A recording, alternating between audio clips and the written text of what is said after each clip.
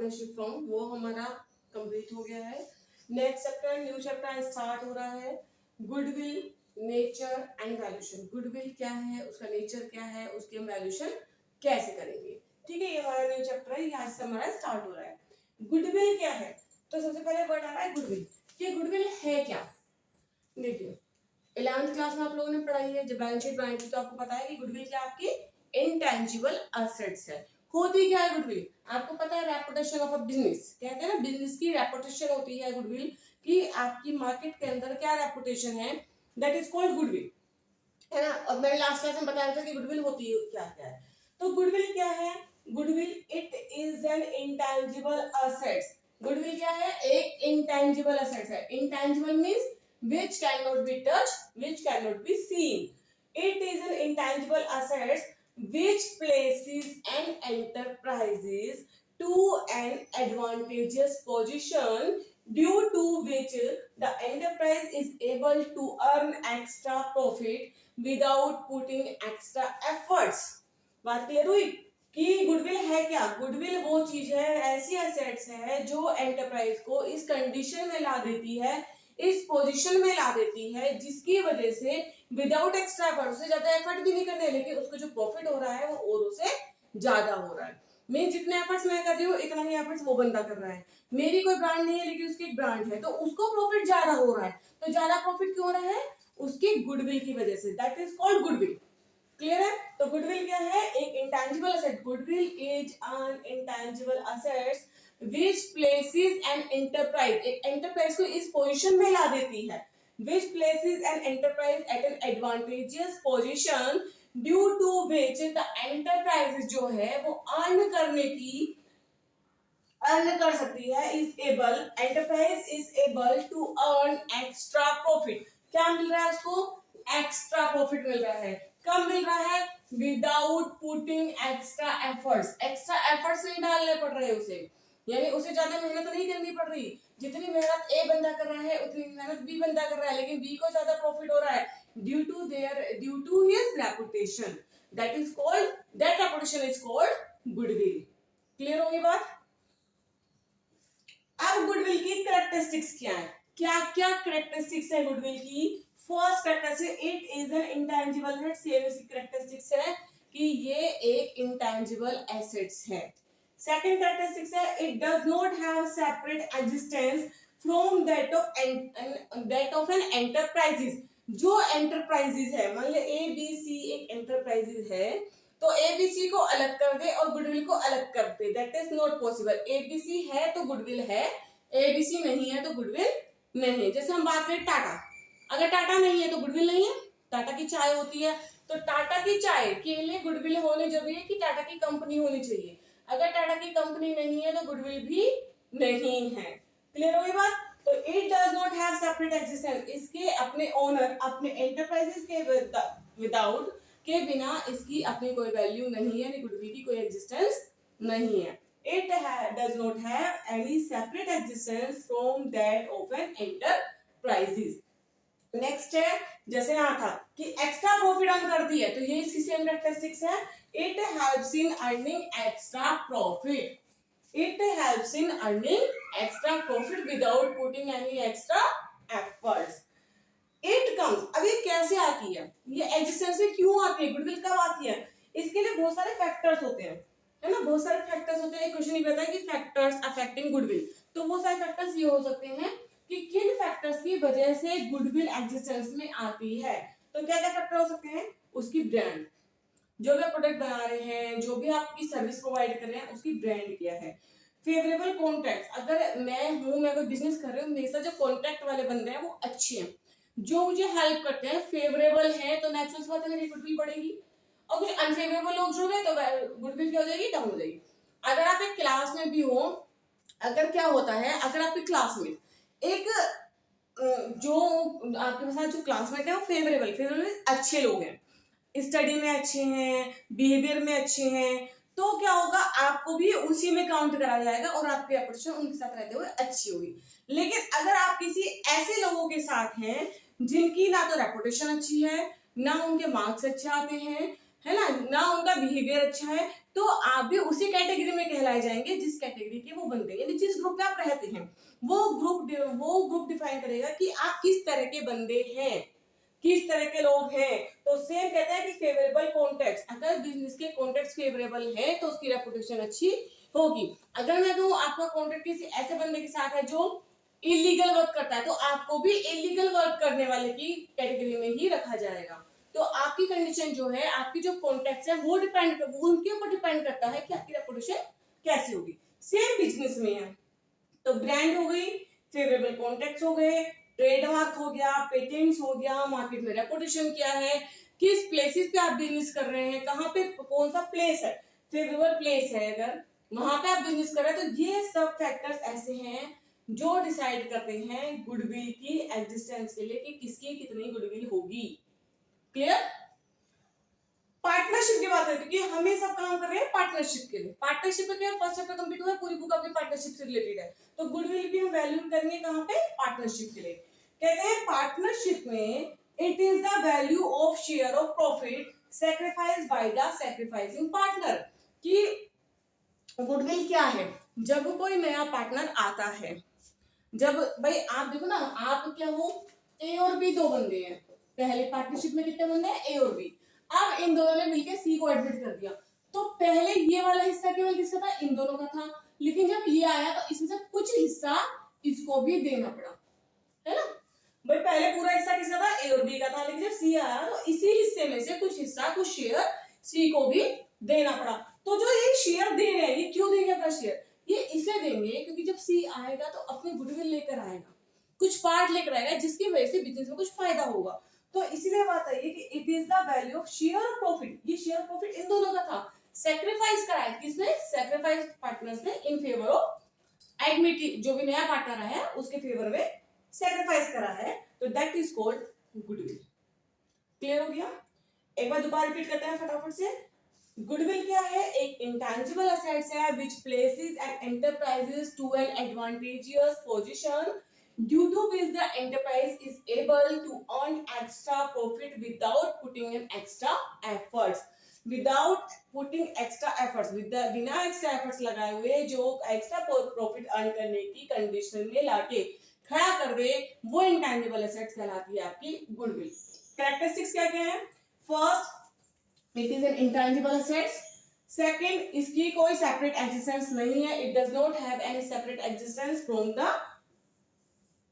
That of an enterprises, it helps in earning higher profit, help करती है earning करने में हायर प्रॉफिट को, it comes into existence, existence में आती है वेरियस फैक्टर की वजह से। फैक्टर्स क्या क्या हो सकते हैं, brand, favourable contracts, trademarks, patents, market reputation, ये सब है ना।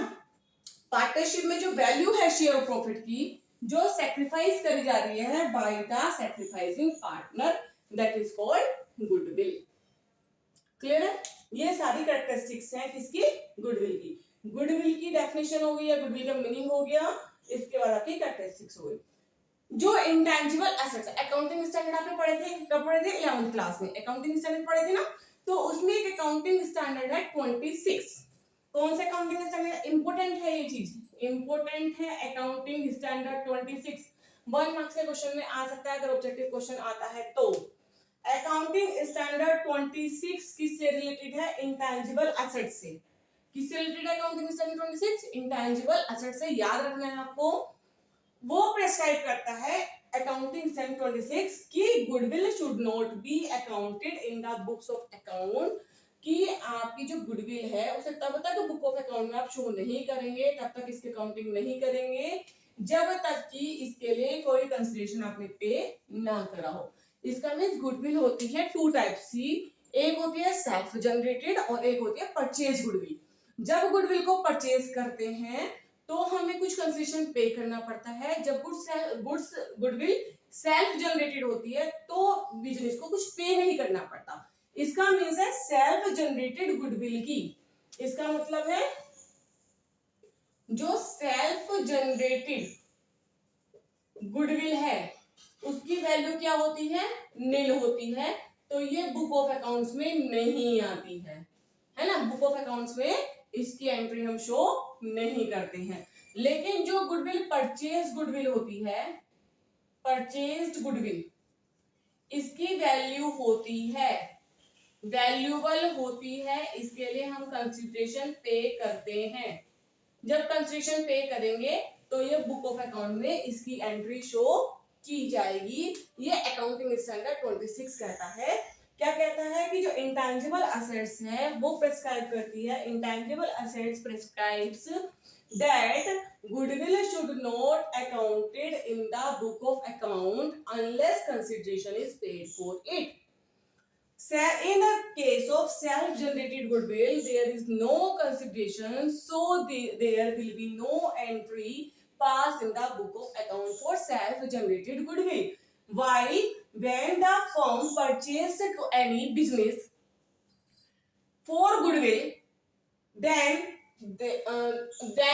तब क्या हो रहा है, हम वहां पे गुडविल पे कर रहे हैं। जब कोई बिजनेस परचेज करा है, जैसे बिजनेस आपका 2 लाख का था लेकिन आपने 2,50,000 में परचेज कर लिया है, तो 2 लाख की जगह आप 2.5 लाख रुपए पे कर रहे हैं, 2 लाख की जगह आप 2,50,000 पे कर रहे हैं। तो जो एक्स्ट्रा आपने 50,000 रुपीज पे कर रहे हैं वो किसके लिए पे कर रहे हैं, हमें गुडविल के लिए, that is called purchase goodwill and there will be an entry pass for that goodwill in the books of accounts of the firm. Clear है? यानी no entry will be passed for self-generated goodwill, but entry will be passed for purchase goodwill according to the accounting standard 26, which prescribe for intangible assets. ठीक है, accounting standard 26 किसके लिए है, intangible assets के लिए है। क्लियर हो गई थी बात?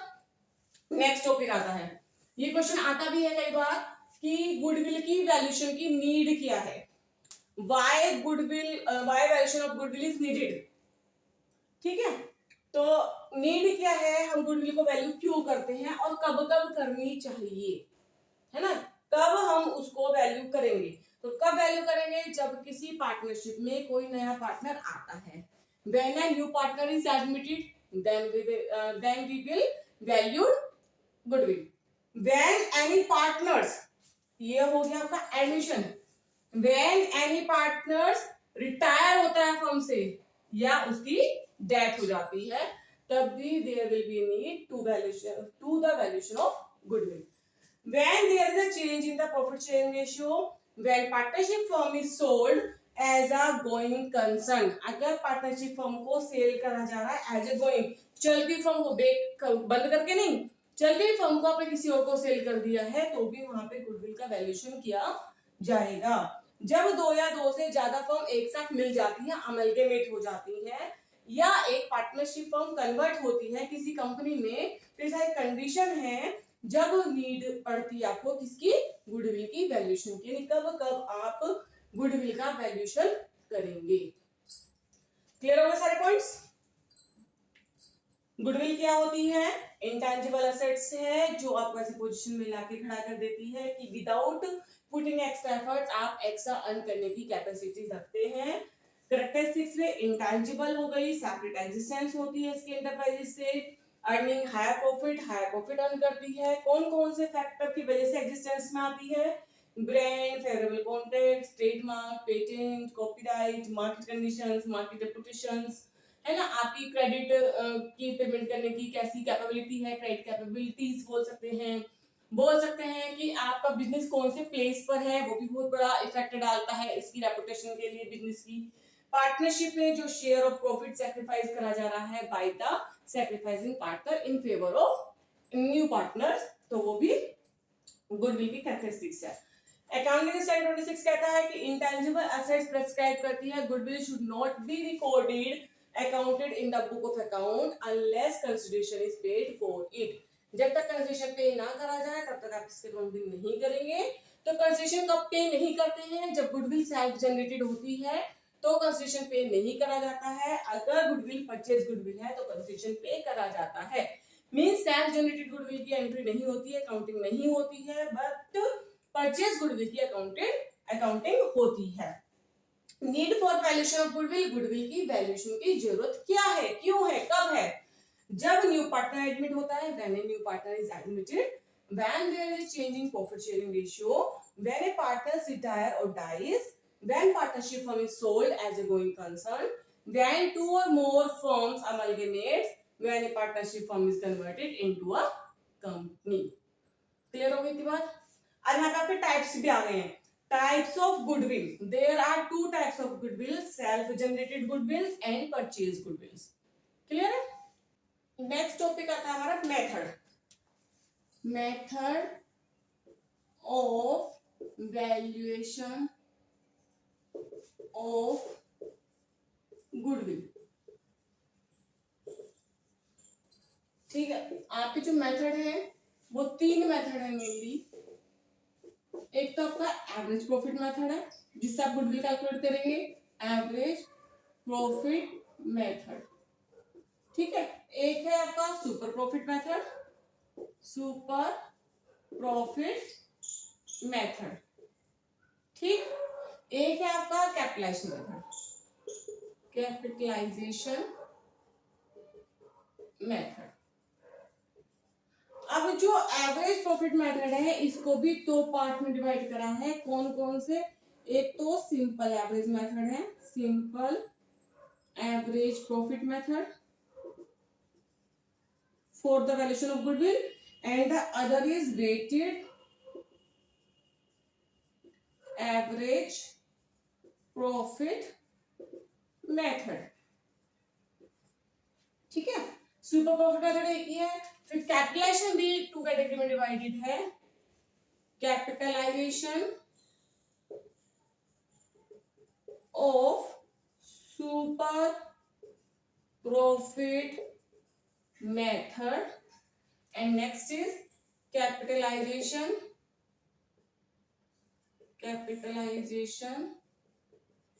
of average profit method. Means आपके पास 5 मेथड्स हो गए. एवरेज प्रॉफिट में 2 मेथड्स हैं. Simple average profit method, weighted average profit method. Next आता है आपका super profit method. Capitalization method में 2 मेथड आ गए आपके. Capitalization of super profit method and capitalization of average profit method. ठीक है. फर्स्ट मेथड की बात करते हैं. Simple average profit method. कैसे आप कैलकुलेट करेंगे? थोड़ा सा आपको इस वाली वीडियो में सारे मैं आपको फॉर्मूलेस बता देती हूँ, है ना. फिर हम नेक्स्ट क्लास में सारे जो भी इसके न्यूमेरिकल्स होंगे उनकी प्रैक्टिस करेंगे.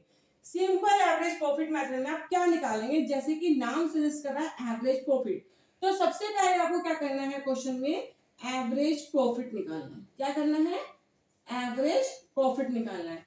एवरेज प्रॉफिट आप कैसे निकालेंगे? जितना भी प्रॉफिट होगा, जितने भी साल का प्रॉफिट होगा वो प्रॉफिट ले लेंगे आप. Total profit divide by number of years. जितने ईयर्स होंगे उससे आप डिवाइड कर देंगे. जैसे आपने 5 ईयर का प्रॉफिट लिया तो 5 ईयर का प्रॉफिट प्लस करेंगे, टोटल प्रॉफिट आ गया. डिवाइड कर देंगे 5 से तो आपका आ जाएगा एवरेज प्रॉफिट. गुडविल कैसे निकालेंगे? Goodwill is equal to average profit multiply by, question में गिवन होगा number of year of purchase. ये आपके क्वेश्चन में गिवन होगा कि number of year of purchase कितने हैं, उससे आप इसके मल्टीप्लाई कर देंगे तो आपकी क्या कैलकुलेट हो जाएगी? गुडविल. ठीक है. सिंपल सा मेथड है. पहले आप एवरेज प्रॉफिट निकाल लेंगे. एवरेज प्रॉफिट के लिए आप टोटल प्रॉफिट लेंगे. टोटल रियल प्रॉफिट लेना है, ये बात ध्यान रखनी है. अब एक न्यूमेरिकल मैं आपको कराऊंगी इसका, जिसमें क्या होता है जो प्रॉफिट बिजनेस से रिलेटेड नहीं है, ये रेगुलर प्रॉफिट नहीं है, ये रेगुलर लॉस नहीं है, उनको हमें क्या करना होता है? अलग करना होता है. यानी कुछ एडजस्टमेंट करनी होती है. तो वो वाले क्वेश्चन भी कराऊंगी कि उसमें टोटल प्रॉफिट कैसे कैलकुलेट करेंगे. फिर टोटल प्रॉफिट सिंपल क्वेश्चन अगर आता है तो टोटल प्रॉफिट कर देंगे, divide by number of year कर देंगे, इससे आपका एवरेज प्रॉफिट आ जाएगा. फिर एवरेज प्रॉफिट की मल्टीप्लाई कर देंगे number of year of purchase में, आपके आ जाएगी गुडविल. ठीक है. नेक्स्ट क्या करेंगे? वेटेड एवरेज मेथड में.